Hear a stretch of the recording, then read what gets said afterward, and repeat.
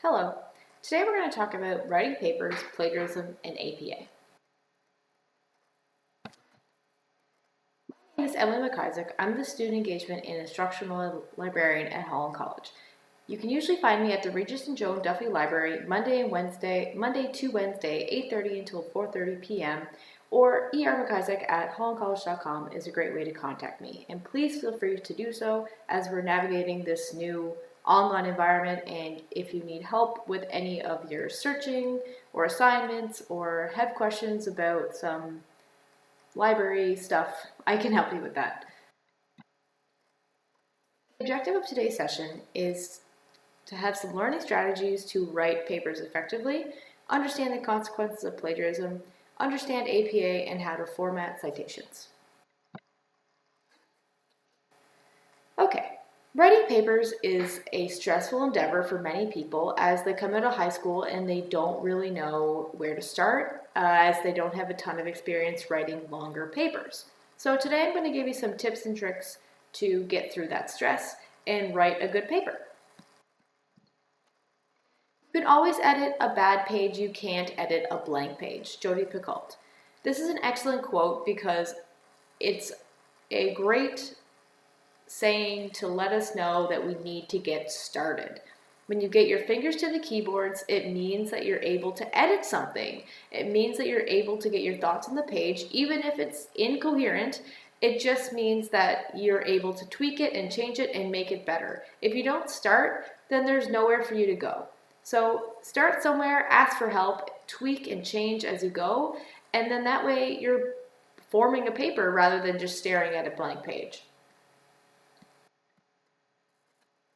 The writing process has 4 stages: plan, draft, edit, and cite. We'll go through each of these and we'll make sure that you know how to navigate through each of them. Planning. As a student, using an agenda is your key to success. That way, whenever you're looking at your week, you're able to plot out what you're going to do. And that also includes your fun activities. If you want to watch 45 minutes of Friends, you can add that into your agenda and make sure that you do that. But it just means that you're not spending more than 45 minutes watching a TV show when you should be spending another hour and a half writing your paper or studying. So really navigate your time and organize yourself so you have enough time to get everything in that you want to get in. And that does include Skyping your friend, watching TV, some of those things that aren't academic, but they should still go in your calendar because you want to do them and you will do them. So don't get sidetracked by those tasks that take up our time. It just means you get to do them, but then move on to something else when that time is up. Using assignment calculators also are very helpful for those who don't know where to start. So if you're kind of stuck, you have this assignment and you've read it through, but you're thinking, okay, I have to write this paper, where do I even go from here? The assignment calculator can really help you with that as it gives you step-by-step instructions to get you started and gives you days to do the specific tasks on. If you give yourself a week, it'll allot those days into specific tasks that you should complete by that day. So it's a great way for you to understand the things that you need to do to get the assignment done with time to edit at the end, which is really important. Knowing the rubric and the assignment requirements also is a key to your success. You want to make sure that you're following the instructions and doing what your instructor wants, because you can lose silly marks for not including certain information, not having enough sources, or not answering the research question that you're supposed to answer. So be sure that you're really looking at that as you're writing your assignment. The rubric is meant for you to look at because it's telling you all the things that you need to do to get an A+ paper. So follow the rubric, understand what you need to do, and you can get a good mark. Finally, once you've done all that, you need to pick a topic. Pick a topic regarding something you enjoy. You don't want to pick something you don't understand or you find boring because you're going to be spending at least 2 weeks writing this paper, and that's giving yourself enough time to take a break and come back to it and do some research and maybe come back to other aspects of the paper. And if the topic is boring when you're researching it, change topics. Do something that's interesting for you, because that way you'll be excited to sit down and write your paper and learn more about the topic. I've written a lot of papers in my academic career, and I've always picked something that interests me, so much so that I love researching now, hence why I'm a librarian. So pick something you love to do or you love to learn about, and it'll make your life a lot easier. This is what an assignment calculator looks like. You put the day that you're going to start your paper and then the day that you have to hand it in, and it breaks down the writing process into step-by-step instructions, and it'll give you the tasks that you need to complete by certain days. This is from Dalhousie's Writing Center website, so I recommend checking that out. It's a great resource. Okay, so you've done your research and you got some articles that you like and you've written some notes and you understand some of the concepts related to your topic. So now you want to organize your thoughts before you actually start writing. And you do this with a mind map or a paper outline, and you start with your introduction and then you in bullet points write the things that you want to include in your introduction.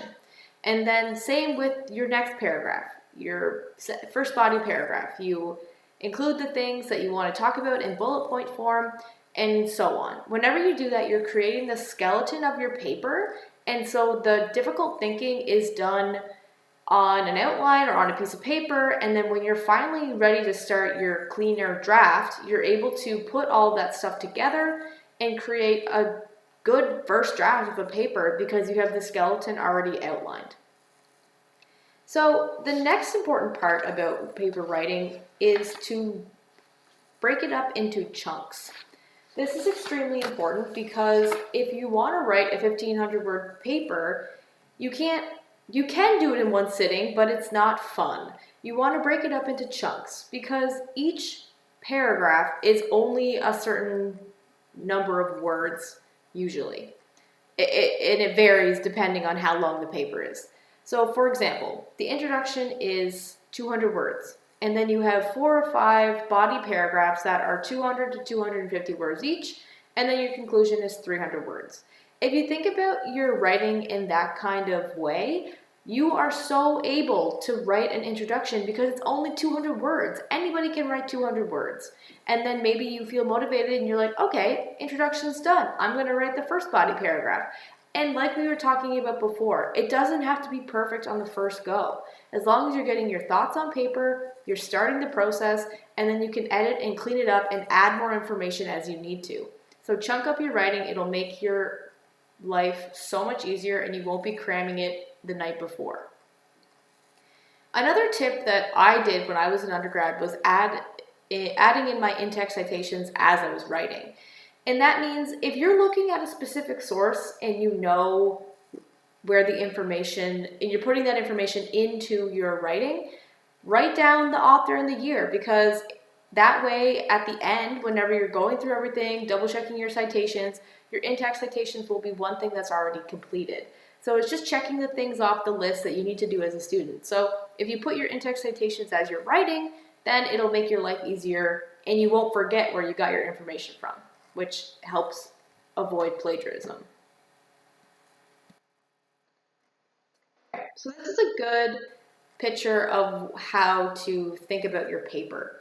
So your introduction is 200 words, your first main body paragraph is 200 and 250 words, which I've already said, but take note of the bullet points inside each main body paragraph.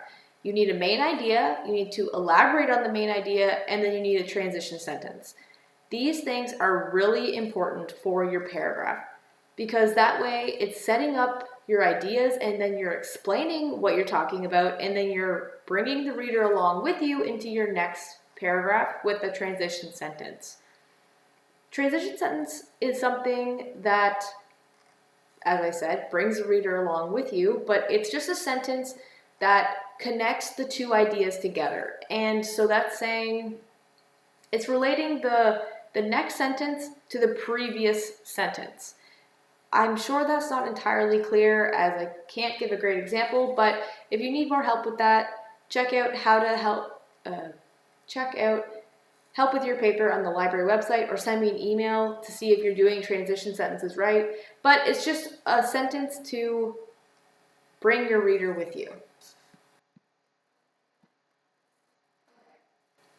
So you've written your paper, you got all your ideas down, and you're content with how it's structured, and you're ready to edit. Leave your paper for at least a night. Go to bed, wake up in the morning, look at your paper, and read it out loud. When you do that, you're gonna catch more of your mistakes. If you're running out of breath when you're reading a sentence, that means the sentence is too long and you need to fix that. Once you've done that on your own, send it to another person. The Writing Center has an online service now. Send it to your mom. Send it to somebody who can check it out for you and give you more suggestions. After all of that, go through Grammarly and send it through that software, and it will double check some of those nitty-gritty things that people often forget. And it has a plagiarism checker, which is really helpful as well. Here are some common mistakes that students make when they're writing, so be aware of that when you're doing your own writing. Run-on sentences, we already talked about that. If you have a lot of ands in your sentences, that means that the sentence is too long. Comma splices, very common. It's when you're putting a comma where it's not needed. It's a complete thought, but you put a comma in there. Again, it's hard for me to explain this without having a concrete example. So if you send your paper to the Writing Center, they can help you with that.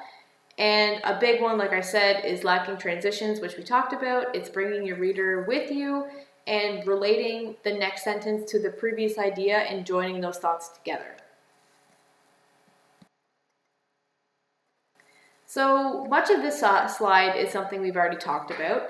So tracking your sources, so that's whenever you're doing your research and you found the articles you're interested in, make sure you're using the citation button or citation generators to keep a reference list on hand at all times that you're building as you're finding these great resources. And then whenever you want to hand your paper in, your reference list will be almost completed unless you forgot to add something in, because you've been adding to it as you've been finding the articles that you want to use, or the books or the websites. Make sure you're writing your in-text citations as you're writing, which we've already talked about that. Just add them in as you're going. And always ensure that your in-text citations match your reference list, because whenever they don't match, it's a tip-off to your instructor that something's missing, especially if there's an in-text citation, but there's not a citation in your reference list. So be sure that you're making sure everything matches. Phew, okay, the paper is written, well done, you finished it, you get to enjoy that cup of tea. Wait, always double check your formatting. Double check that you follow the rubric, double check those nitty-gritty specific instructions that your instructor wants in terms of font, what type of font, Times New Roman or Arial, all those kinds of things. They make a difference, and sometimes they can affect your mark. So always double check those nitty-gritty things before you hand it in on SAM or via email, just so you have a sense of what mark you're going to get. Because if you're following the rubric, you should get a good mark.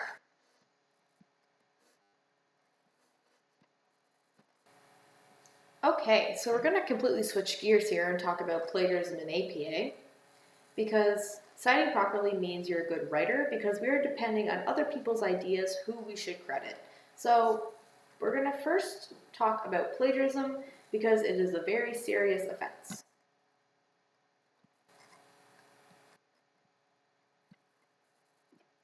There are 5 types of plagiarism: plagiarism of words, plagiarism of structure, plagiarism of ideas, plagiarism of authorship, and plagiarism of self.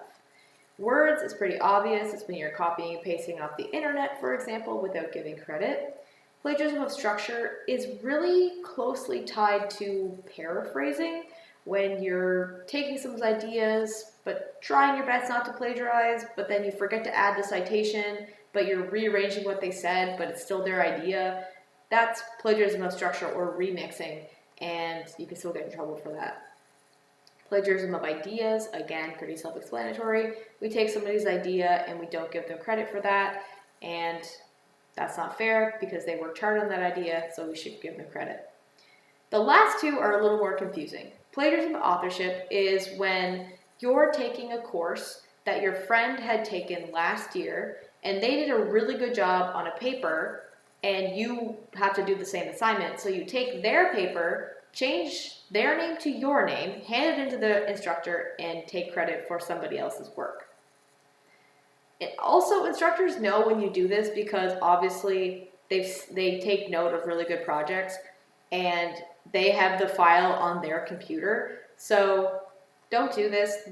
They know, especially if it's only like a year between the people taking the same course. Don't do that. Plagiarism of self. This is whenever you write a paper for one class and then you hand in the exact same paper to another class because you're writing on similar topics or what have you. This is really important not to do because obviously you should be creating new material for new classes. And it can sometimes be confusing because people often research similar topics or the same topic because that's what they're interested in. That's fine. Just be sure that you are writing out new ideas, still using the same resources and maybe adding some new resources that you're using to write this paper. But again, don't copy and paste yourself because that is a form of plagiarism. All right. There are consequences to plagiarism. You can get a 0 on the assignment, and depending on how bad the offense is, it'll be placed on your academic record, and you'll have to go through a meeting with the learning manager, with their boss, probably with more upper level people at the college, and if it was really bad and they're not okay with how you're reacting or it's not acceptable, which it never is, but sometimes you get a 0 on the assignment because you made a mistake and they're punishing you for that. But something's placed on your academic record if you buy a paper off the internet, for example, and you very knowingly go through the process of plagiarizing something, and yeah. So then it's placed on your academic record, and again, if you buy a paper, you're probably going to get expelled. So if you're like, oh well, Holland College, whatever, I can go to NSCC, they'll take me. No, they probably won't because the offense is on your academic record, which they'll see that on your transcript, and they won't accept you into their school. So plagiarism does follow you around. Don't do it because there's no sense, and just cite your stuff properly and you will have no problem. How do you cite your stuff properly? Using APA, which we will talk about because that's the best way to avoid it. So these are the two print citations for APA. You can see that I've added numbers beside each of the items that are in the citation. That is the order in which you need to place the information. And I'll show you on the next slide what I mean by that. So, first thing in every print citation is the author. You always put the last name and their first initial, followed by a period. The second thing between both is always the date that the thing was published. So the book or the journal was published, which you can see in red. The blue is the title, which matches. The only thing that's different between the two is that for a book, you include the place of publication in the publishers, whereas for a title of the journal, you include the title in italics, and then you include the volume number, the issue number, and the page range. The other thing that you need to be aware of is the punctuation. So almost after every piece of information, there's a period. And you need to understand where to put the italicized names and when to capitalize things. So, for example, the title of the journal is always italicized. And the title of the article is only uses capital letters for the first letter in the title, so is in this example is capitalized. After punctuation, so this question mark, the "an" is capitalized. And then proper nouns like United States and England, those things are capitalized. Everything else is lowercase. That's something to remember. I will say that these look very daunting, and students get afraid of books and journals and creating these citations because they do have a little bit more information and specific formatting that you do need to follow. However, librarians have tried to make this so much easier for you by creating citation buttons on the databases that we use, as well as Google Scholar. So use those citation buttons, and it will make your life so much easier because then the citation is created for you. They do make mistakes sometimes, hence why I'm telling you to take note of the formatting, because once you know a citation, you're able to look at it and say, oh, that needs to be italicized, the title's not right, and then you make those quick fixes, add it to your reference list, and you're good to go. We'll talk about online citations for websites. So again, the first thing you need is the author, and then you need the date, the title of the web article or page, retrieved from, and the URL. Again, I know this looks a lot easier than the book or journal citation, but anything can be posted to the internet. So this stuff is not peer reviewed or done by experts or really checked. So just be really careful when you're using websites, because they do have a time and place for sure, but just look into the website, who's making it, check out the about page, and add the online citation to your references list when you feel comfortable with the information they're providing. So I want to provide some examples of what quoting, paraphrasing, and a reference list looks like in APA. So when you're quoting, you always have to include the last name, the year, and the page number in brackets, and then the period goes after the second bracket. If you're using a website quote, you need to include the paragraph number, and you have to use the exact words from the material that you're quoting. So you can't change up any of the words. It has to be directly from the source, which is the only time copying and pasting is fine, because then you add quotation marks around it and the proper information in the citation, and you're good to go. Paraphrasing. You need to rewrite the ideas that the author has presented and still include the citation at the end, because this was not your original idea, you got it from somebody else. So that's something that's really important to remember. If you get any information from somebody else, cite it. If you cite too much, that's better than not citing enough, and you won't get in trouble. So always add your citations at the end of your sentences. And yes, students often ask me, at the end of every sentence? Yes, because again, you're not creating new research, new ideas. You're often finding it from other resources. So that's fine. Just add their name and year that they wrote the material and after every sentence, and you'll be fine. So people get annoyed with their sentences looking kind of ugly with the brackets at the end. So this is another way of writing a paraphrased APA citation. So Harris, 2001, noted in his writing that blah, blah, blah, blah. That is completely fine to format it like this, and it means that the information is not at the end of the sentence that people often get annoyed with, and it makes your writing look good. So feel free to do that. Here are some helpful citation generators. So bibme.org and Citation Machine. They are great tools for online resources specifically, but they do have options for journals and books if you can't find a citation button. Google Scholar, if you copy a journal article title or a book title into Google Scholar, you will get a citation button that will provide you with the APA citation that you can copy and paste into your reference list.